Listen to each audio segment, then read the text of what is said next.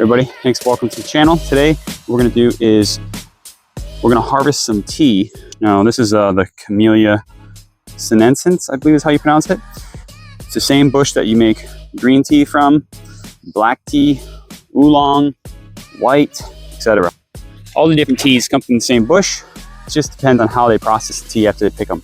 So whether you pick them and dry them, you get green tea, or you pick them and do some type of fermentation to get a black oolong, that's the variable. So the main thing we're gonna do here is just go to the new growth. That's the top. When you look at each stem, you have some red stem and some green stem. We're just gonna pop the green off like that. And then we'll take this, put it in the box. You don't really need anything special. You can use your hands to pop these off. Give them a good snap. Grab, usually the more towards the top you grab, the better the quality tea. But since I'm not trying to win any awards, I could go 3-4 leaves down and just grab it and then just pop it really quick. And since it's green shoot, it comes off really easy. Now if you try to do that to a brown shoot, more woody one, wouldn't work so good. Plus you get not so great tea. So we're just looking for the tops where they're green. And we just go around the tree. See how much we can gather. Probably should have done this 2 weeks ago or 3 weeks ago, but life. Let's see here.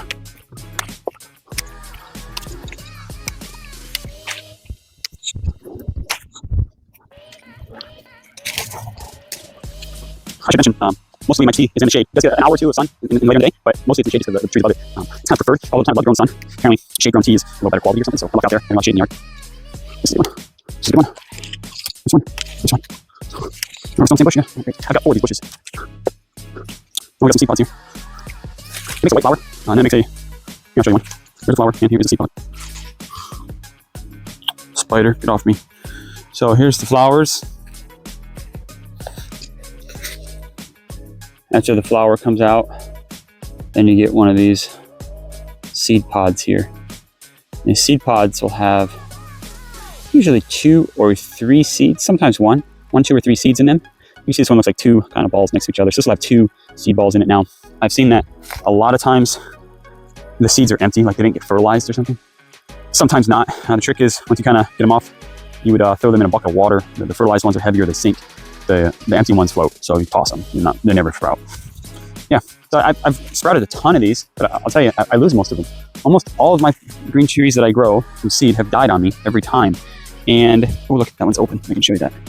I dropped it. Here it is. Here it is. So this is a seed pod that's starting to open. And let's see, you can see, there we go. It's got this seed in it here. This is one of the seeds, a little flat side from where we're sitting in the pod. This one feels like a good seed. Of course, it's hard to tell at this point, but my point I was getting to was that every time they grow easy, but then if you try to transplant them, it seems like they really don't like that. And that's how I've lost all mine is through transplants. As soon as I go to transplant it from one container to the next, it seems like most of them die during that process. I don't know why. I've transplanted tons of plants in my life, and these ones just seem to be unhappy with it. So I guess the answer is maybe try planting them directly where you want them to go. That's what I'm gonna try this next year, is taking the seeds and then just putting them in the ground, even if you put them in more than you need and then thinning them later. So maybe that's the solution, so you don't have to transplant. If you're not pruning them, they will turn into a tree, which is not what you want because you can't really harvest easily from the top of the tree. So you try to keep them bush height. You can do that by harvesting, if you're good at it, I guess, and you stay on top of it, or just by pruning them once or twice a year so they don't get too big. That's what I end up having to do because I never harvest enough. I like tea. I drink this tea. I make my own tea and I drink it. But I will say that I'm a coffee drinker more than anything. So therefore, I end up drinking coffee in the morning. Not so much tea. Let's see here.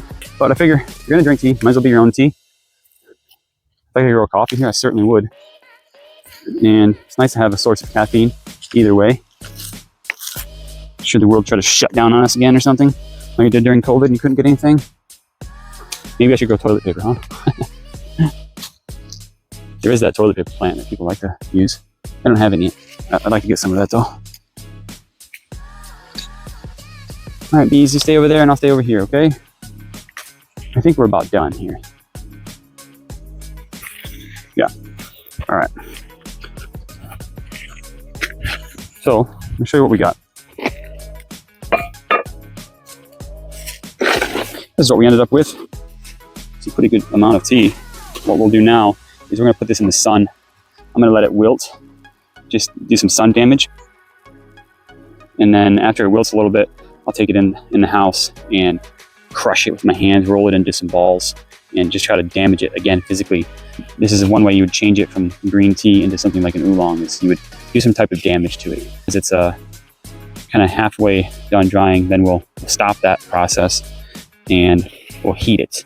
Once you heat it, it stops the enzyme process from decaying anymore, kind of locks it in at that point. So if you were to heat it immediately, like right now, take it, throw it in a pan, a dry pan, and cook it, or in an oven or something like that, you would get green tea. I want to go ahead and process it down a little bit with that, what they call it a fermentation. It's not really a fermentation, I don't really truly believe, but it's an enzyme action that's happening in the leaves, which helps them change and start to degrade. And as that happens, they start to turn darker and darker. The flavor changes, everything changes, the antioxidant levels change, you get different chemicals in there. And then at some point I'll dry it, I'll pan roast it, probably in a hot pan to stop the enzymes from moving any farther. Throw it on a dehydrator to finish it off. Make sure it's completely dry, and then you've got your tea. So this is my tea. Let's go throw it in the sun. I've been sitting out in the sun for a few hours. They're definitely wilted. Some of them are kind of sun damaged. Really, this is what we're looking for here. All right, so the next step will be to take these sticks, rip the leaves off,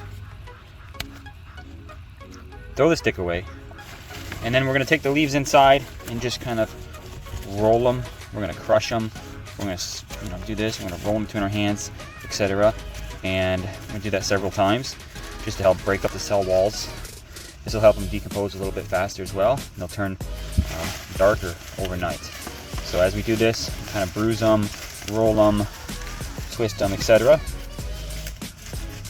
It's hard to squeeze there. But they'll start to blacken up.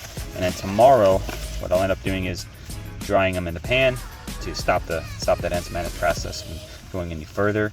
And once they're dried in the pan, put them in a dehydrator, we'll have a tea.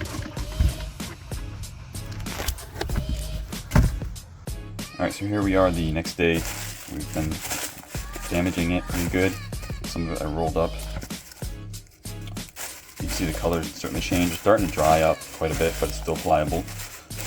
Definitely has a very fragrant smell to it. Now that we've got a lot of, you see that like it's bruised almost, and that's what you're looking for to go from a green to an oolong or into a black tea. You want to allow the enzymes and leaves to kind of decompose slightly, converting it. So it's certainly a lot darker. At this point we need to stop that action and we need to heat it. That's how we do it. We heat it up. You can either steam it or you can dry pan roast it. That's what I'm gonna do, is dry pan roast it. I've got a hot wok here. We're gonna just toss it in. Doesn't take very long. Toss it in and then stir it around a little bit.